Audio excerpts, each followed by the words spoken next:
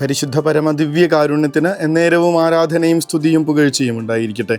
പരിശുദ്ധ പരമദിവ്യ കാരുണ്യത്തിന് എന്നേരവും ആരാധനയും സ്തുതിയും പുകഴ്ചയും ഉണ്ടായിരിക്കട്ടെ.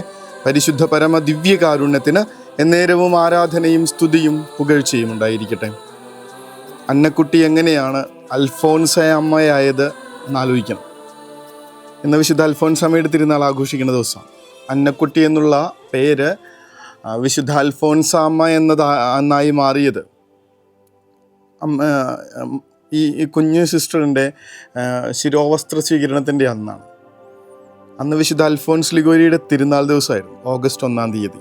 ആ ദിവസമാണ് ആദ്യമായിട്ട് ഇങ്ങനെ സഭ പ്രവേശനം ലഭിക്കുന്നതിൻ്റെ അടയാളമായി ശിരോവസ്ത്ര സ്വീകരണം നടക്കണേ.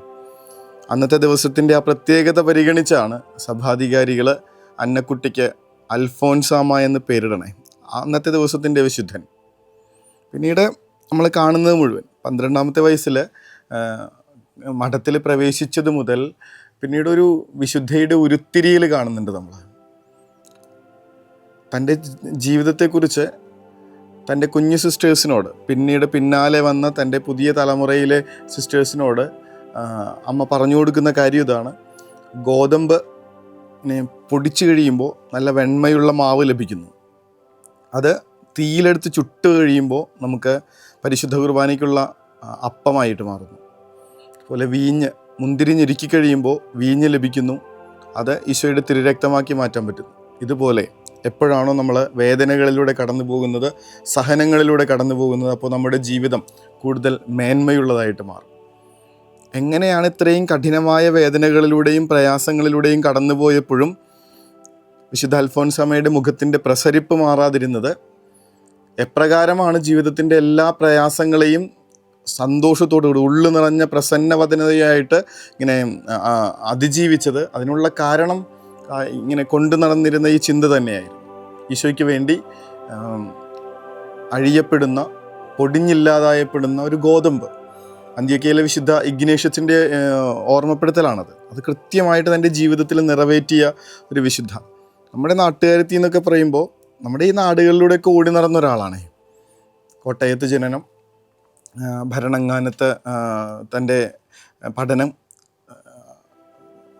മഠത്തിലെ ജീവിതം, എറണാകുളം ആശുപത്രിയിൽ ഇങ്ങനെ അസുഖം വന്നപ്പോഴുള്ള ചികിത്സ, ഇങ്ങനെ ഈ നാടുകളിൽ മുഴുവൻ ഓടി നടന്ന ഒരാളെ സഭ ഇങ്ങനെ വിശുദ്ധയായിട്ട് പ്രഖ്യാപിക്കുമ്പോൾ നമുക്ക് വല്ലാത്തൊരു അടുപ്പം തോന്നുന്നുണ്ട്. നാട്ടുകാരും വീട്ടുകാരും ഒക്കെ എങ്ങനെയെങ്കിലും ഈ ഒരു കൊച്ചിനെ സ്വന്തം വീട്ടിൽ എത്തിക്കണം എന്ന് ആഗ്രഹിച്ചിരുന്നൊരു സമയമുണ്ടായിരുന്നു. അത്രയ്ക്ക് സൗന്ദര്യം ഉണ്ടായിരുന്ന ഒരു പെൺകുട്ടി. അതുകൊണ്ട് തന്നെ വീട്ടുകാരൊക്കെ പെട്ടെന്ന് ആലോചനയൊക്കെ നടത്തി. 12-ാമത്തെ വയസ്സിൽ കല്യാണം നടന്നിരുന്ന ആ കാലത്ത് വരനോടോ വധുവിനോടോ അനുവാദം ചോദിക്കാതെ വീട്ടുകാർ തമ്മിൽ പരസ്പര സമ്മതം കൊടുത്ത് വിവാഹം നടത്തിയിരുന്നൊരു കാലത്ത് അങ്ങനെയൊക്കെ വിവാഹം നിശ്ചയിച്ചതാണ്. പക്ഷേ അനുസരണക്കേട് ആദ്യമായിട്ടും ഒരൊറ്റ തവണയും അവസാനമായിട്ടും കാണിക്കുന്ന ഒരു സമയം അതാണ്. ഞാൻ കല്യാണം കഴിക്കാൻ ആഗ്രഹിക്കണില്ല. പേരമ്മയോടത് പറയുന്നുണ്ട്, അപ്പനോട് പറയുന്നുണ്ട്, എനിക്ക് മഠത്തിൽ ചേരണം. അവരോടിങ്ങനെ പറഞ്ഞിട്ടും അവർ കല്യാണാലോചനയായിട്ട് മുന്നോട്ട് പോകുമ്പോൾ പിന്നീടുള്ള കാര്യം ഇനിയും അനുസരണക്കേട് കാണിക്കുക എന്നുള്ളതല്ല. തൻ്റെ ഈ സൗന്ദര്യമാണ് തന്നെ വിവാഹത്തിലേക്ക് ഇങ്ങനെ വലിച്ചെടുപ്പിക്കുന്നത്, ക്രിസ്തുവിൽ നിന്ന് അവൻ തന്നെ അകറ്റുന്നത്, തൻ്റെ ആഗ്രഹത്തിൽ നിന്ന് തന്നെ പറിച്ചു മാറ്റുന്നത്. എങ്കിൽ ഈ സൗന്ദര്യം ഇല്ലാതാക്കാം, അതിനു വേണ്ടിയിട്ടുള്ള ചിന്തയായിരുന്നു. ദിവസങ്ങളോടടുത്തുള്ള കണക്കൂട്ടലുകളാണ്. എന്നിട്ട് ഉമിത്തിയിൽ ചാടാനായിട്ട് തീരുമാനിക്കുന്നു. ഇങ്ങനെ ചാടി മരിക്കാനായിട്ടൊന്നുമല്ല, ജസ്റ്റ് ഒന്ന് പൊള്ളിക്കണം, അതേ ഉദ്ദേശം ഉണ്ടായിരുന്നുള്ളൂ. പക്ഷേ പ്രതീക്ഷിച്ചതിലും ആഴം ഉണ്ടായിരുന്നു ആ ഉമിത്തിയുടെ കൂനയ്ക്ക്. അതിലേക്ക് കാലുമുട്ടോളം ചെന്ന് വീഴുന്നു. ഉടനെ ഒപ്പം തന്നെ കൈ രണ്ടും കുത്തി അതിലേക്ക് വീഴുന്നു. മുടിയിലൊക്കെ തീ പിടിക്കുന്നു. പ്രതീക്ഷിച്ചതിലും വലിയ ഗുരുതരമായിട്ടുള്ള പരിക്കുകൾ സംഭവിക്കുന്നുണ്ട്. ഉദ്ദേശിച്ചതുപോലെ ആ ഒരു ശ്രമം കൊണ്ട് കല്യാണാലോചനകളൊക്കെ നിന്നു. പക്ഷേ ആ ഒരു താൻ ചെയ്തതിൻ്റെ ഒരു ഗ്രാവിറ്റി മനസ്സിലാക്കിയ വിശുദ്ധ അൽഫോൻസാമ്മ കുറേ നാൾ അതിനെക്കുറിച്ച് ഇങ്ങനെ പ്രയാസപ്പെട്ടിരുന്നു എന്നാണ് പറയണേ. അത് ചെയ്യാൻ പാടില്ലാത്തതായിരുന്നു എന്നൊക്കെ പറഞ്ഞല്ലോ. ഈ ഒരു അനുസരണക്കേട് കാണിച്ചതും ഇങ്ങനെ തീയിലെടുത്ത് ചാടിയതൊക്കെ ഒറ്റ കാര്യത്തിൻ്റെ പേരിലായിരുന്നു, ക്രിസ്തുവിനോടുള്ള സ്നേഹത്തെ പ്രതിയായിരുന്നു. പുറത്തുനിന്ന് നോക്കുമ്പോൾ അത് ആളിത്രമാത്രം പ്രയാസപ്പെടുന്നൊരു തെറ്റാണെന്ന് തോന്നിയിട്ട് പ്രയാസപ്പെടുമ്പോഴും പുറത്തു നിന്ന് നോക്കുമ്പോൾ നമുക്ക് കൃത്യമായിട്ട് മനസ്സിലാവുന്നുണ്ട് ആർക്ക് വേണ്ടിയിട്ടാണ് ഇതൊക്കെ ചെയ്തത്. അതുകൊണ്ട് തന്നെ അതൊരു തെറ്റായിട്ട് പോലും ഇന്ന് ലോകം പരിഗണിക്കുന്നില്ല. അത്രയേറെ ഈശോയോടുള്ള സ്നേഹത്തെ പ്രതി അവനോട് ചേർന്ന് നിൽക്കാൻ വേണ്ടിയിട്ട് ഒരാൾ പരിശ്രമിക്കുന്നതിൻ്റെ ഭാഗമായിരുന്നു അതെ. അത്രയും ഈശോയോട് ചേർന്ന് നിൽക്കാൻ ആഗ്രഹിച്ച ഒരാൾ കോൺവെൻറ്റിൽ ചേരുന്നു. കോൺവെൻറ്റിൽ ചേർന്ന ആദ്യകാലങ്ങളൊക്കെ ഭംഗിയായിട്ട് മുന്നോട്ട് പോകുന്നു, എല്ലാവരുടെയും പ്രശംസ നേടുന്നു, നല്ലൊരു പ്രാസംഗികയായിട്ട് മാറുന്നു. മദർ സുപ്പീരിയറിനടക്കം എല്ലാവർക്കും ഇങ്ങനെ സന്തോഷം നൽകുന്ന വിധത്തിൽ, ചിലർക്കെങ്കിലുമൊക്കെ അസൂയ ഉണ്ടാക്കുന്ന വിധത്തിൽ ഏറ്റവും ഭംഗിയായിട്ട് മുന്നോട്ട് പോകുമ്പോൾ പതിയെ പതിയെ അസുഖങ്ങൾ ആരംഭിക്കുന്നുണ്ട്. വല്ലാതെ ശരീരത്തെ വേദനിപ്പിക്കുന്ന വിധത്തിൽ, ജീവിതം തളർത്തിയിടുന്ന വിധത്തിലുള്ള അസുഖങ്ങൾ കടന്നു പോകുമ്പോഴും അവിടെ ഉണ്ടായിരുന്ന മദർമാരും സിസ്റ്റേഴ്സൊക്കെ പിന്നെ ആത്മീയ പിതാവായിരുന്ന അച്ഛനൊക്കെ സാക്ഷ്യപ്പെടുത്തുന്നുണ്ട് ആ മുഖത്ത് നിന്ന് മായാത്ത പുഞ്ചിരിയെക്കുറിച്ച്, ഉള്ളിലെപ്പോഴും ഉണ്ടായിരുന്ന പ്രത്യാശയെക്കുറിച്ചൊക്കെ. സഹനങ്ങളുടെ തോഴിയായിട്ട് മുന്നോട്ട് പോകുമ്പോൾ വലിയ പ്രത്യാശ, വലിയ ബലം കിട്ടിയിരുന്നത് വിശുദ്ധ ചാവറയച്ചനിൽ നിന്നും വിശുദ്ധ കൊച്ചുത്രേസ്യയിൽ നിന്നായിരുന്നു എന്നൊക്കെ അൽഫോൻസാമ്മ തൻ്റെ കുറിപ്പിലൊക്കെ എഴുതുന്നുണ്ട്, തൻ്റെ പ്രിയപ്പെട്ടവരോടൊക്കെ പറഞ്ഞിട്ടുണ്ട്. വിശുദ്ധ ചാവറയച്ചനോട് പ്രാർത്ഥിച്ചപ്പോഴൊക്കെ ഇങ്ങനെ കിട്ടിയിട്ടുള്ള വലിയ രോഗസൗഖ്യത്തെക്കുറിച്ച്, ആശ്വാസത്തെക്കുറിച്ച്, വിശുദ്ധ കൊച്ചുത്രേസ്യ പ്രത്യക്ഷപ്പെട്ട് തന്നെ നയിച്ചിരുന്നതിനെക്കുറിച്ച് വിശുദ്ധ അൽഫോൻസാമ്മയുടെ ജീവചരിത്രത്തിൽ കാണാൻ പറ്റും ഒരുപാട് തവണ.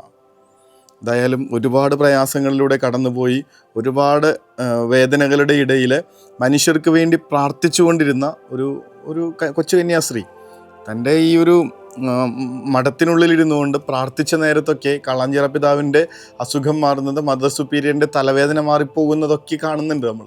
അതേസമയം തന്നെ അവർക്കുണ്ടായിരുന്ന തലവേദന, അസ്വസ്ഥതകൾ ഈ മഠത്തിനുള്ളിലെ കന്യാസ്ത്രീക്ക് വിശുദ്ധ അൽഫോൻസാമ്മയ്ക്ക് ലഭിക്കുന്നുണ്ട്.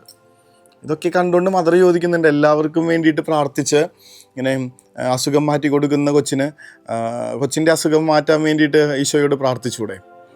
പറയുന്ന ഉത്തരവ് ഇതാണ്, ഇങ്ങനെ പാപം കൊണ്ട് ഈശോയിൽ നിന്ന് അകന്നു പോയിക്കൊണ്ടിരിക്കുന്ന ലോകത്തിന് വേണ്ടിയിട്ട് പരിഹാരം ചെയ്ത ഈ ഒരു സഹനത്തിലൂടെ ഈശോയോട് ചേർന്ന് നിൽക്കാനാണ് ഞാൻ ശ്രമിച്ചുകൊണ്ടിരിക്കണേ. അതിനെന്നെ അനുവദിക്കണം. പിന്നീട് മദറിനൊന്നും തിരിച്ചു പറയാനില്ല. കാരണം വേദനകൾക്ക് മേൽ വേദനകളായിട്ട് ജീവിക്കുന്നൊരു കന്യാസ്ത്രീയെ മദർ കണ്ടുകൊണ്ടിരിക്കുകയാണ്. പരാതികളില്ല, ഒച്ചപ്പാടുകളില്ല, ബഹളങ്ങളില്ല, അസ്വസ്ഥതകൾ കാണിക്കുന്നില്ല, കരച്ചിൽ പോലും ഇല്ല. രാത്രിയിലിങ്ങനെ ആരോടോ സംസാരിച്ചു കൊണ്ടിരിക്കുന്ന തൻ്റെ കൊച്ചു കന്യാസ്ത്രീയുടെ അടുത്ത് ചെന്ന് മദർ ചോദിക്കുമ്പോൾ ആരാണെന്ന് ചോദിക്കുമ്പോൾ അമ്മ കാണുന്നില്ലേ, ഇതേ ചാവറയച്ച് നിൽക്കണമെന്ന് പറയണേ. സ്വർഗമായിട്ടുള്ള സംഭാഷണമാണ് ഈ ബലം മുഴുവൻ കൊടുത്തിരുന്നത്. ജീവിതത്തിൻ്റെ പ്രയാസങ്ങൾ എങ്ങനെ നേരിടണമെന്നും സഹനങ്ങൾ എങ്ങനെ മറ്റുള്ളവരുടെ സൗഖ്യമാക്കി മാറ്റാമെന്നും മറ്റുള്ളവരുടെ പ്രാർത്ഥനകൾക്ക് അതെങ്ങനെ ശക്തി പകരാമെന്നൊക്കെ നമുക്ക് കാണിച്ചു തന്നൊരു വിശുദ്ധയാണ്. നമ്മുടെ നാട്ടിൽ ജീവിച്ചിരിക്കുമ്പോൾ നമുക്കുണ്ടാകുന്ന പ്രയാസങ്ങളും നമുക്ക് നേരിടേണ്ടി വരുന്ന രോഗാവസ്ഥകളൊക്കെയാണ് വിശുദ്ധ നേരിട്ടിരുന്നത്. എന്നിട്ട് ആ സമയത്ത് നമ്മൾ ഒച്ച ഉണ്ടാക്കുന്നത് പോലെ ഒച്ച ഉണ്ടാക്കാതെ മറ്റുള്ളവർക്ക് വേണ്ടി പ്രാർത്ഥിച്ച് അവരുടെ സൗഖ്യമായിട്ട് ആ സഹനങ്ങൾ മാറ്റുന്ന ഒരു വിശുദ്ധ അൽഫോൻസാമ്മയുടെ തിരുനാൾ ആഘോഷിക്കുമ്പോൾ ഒന്ന് കൂടെയുള്ളവർക്ക് വേണ്ടി പ്രാർത്ഥിക്കുന്ന ശീലം ഒന്നുണ്ടാക്കിയെടുക്കുന്നത് നല്ലതാണെന്ന്. ശരിക്കും ഒരു വലിയ വിശുദ്ധയാണ് കത്തോലിക്ക സഭയ്ക്ക് ഇവിടെ നിന്ന് ലഭിച്ചിട്ടുള്ളത്. മറ്റുള്ളവർക്ക് വേണ്ടി മധ്യസ്ഥം യാചിച്ച് പ്രാർത്ഥിക്കാം. കൊച്ചുത്രേസ്യ പുണ്യവതിയുടെ ഒരു ഇൻഫ്ലുവൻസ് ഒക്കെ ഉണ്ടാവാം ചിലപ്പോൾ. ഞാൻ സ്വർഗത്തിൽ ചെന്നിട്ട് നിങ്ങൾക്ക് വേണ്ടി പുഷ്പങ്ങൾ ഇങ്ങനെ റോസാ പുഷ്പങ്ങൾ വർഷിക്കുമെന്ന് പറഞ്ഞതുപോലെ മറ്റുള്ളവർക്ക് വേണ്ടിയിട്ട് എപ്പോഴും ചിന്തിച്ചിരുന്ന പ്രാർത്ഥിച്ചിരുന്നൊരു വിശുദ്ധയുടെ തിരുനാളിൽ എല്ലാവർക്കും ഇങ്ങനെ വിശുദ്ധ അൽഫോൻസാമ്മയുടെ കബറത്തെങ്കിൽ മെഴുകുതിരികൾ കെടാറില്ല എന്ന് പറയാറുണ്ട്. കുഞ്ഞുങ്ങൾക്ക് എപ്പോഴും കൊടുത്തിരുന്നത് മെഴുകുതിരികളാണ്. ഇതുകൊണ്ട് ഇപ്പോൾ കത്തിച്ച് പ്രാർത്ഥിച്ചാൽ മതി എന്ന് പറയും. അവർ പ്രാർത്ഥിക്കുന്നതിന് ഉടനെ ഉത്തരം കിട്ടുന്നുണ്ട്, ഉടനെ ഫലമുണ്ടാവുന്നുണ്ട്. ആ ഒരു മെഴുകുതിരി വെട്ടത്തിലിരുന്നു കൊണ്ട് ഈ വിശുദ്ധയോട് നമുക്കും പ്രാർത്ഥിക്കണം. വേറൊന്നിനും വേണ്ടിയിട്ടല്ല, ഞങ്ങളുടെ സഹനങ്ങളെ ഈശോയുടെ കുരിശോട് ചേർന്ന് നിന്ന് ബലത്തോടുകൂടെ ജീവിക്കാം. പ്രയാസങ്ങളുടെ നടുവിൽ മറ്റുള്ളവർക്ക് വേണ്ടി പ്രാർത്ഥിക്കുന്ന ഒരു മനസ്സൊരുക്കിയെടുക്കുക. കർത്താവെ, നിരാശപ്പെടാതെ ജീവിക്കാൻ ഞങ്ങളെ സ്വർഗത്തിൻ്റെ സഹനം കൊണ്ട് ആശീർവദിക്കണമേ. അത് സഹിക്കാനായിട്ടുള്ള കരുത്തുകൊണ്ട് ശക്തിപ്പെടുത്തണമേ എന്ന അപേക്ഷയോടുകൂടെ ഈശോയുടെ ആശീർവാദം പരിശുദ്ധ പരമദിവ്യകാരുണ്യമേ, അനന്ത സ്നേഹമേ.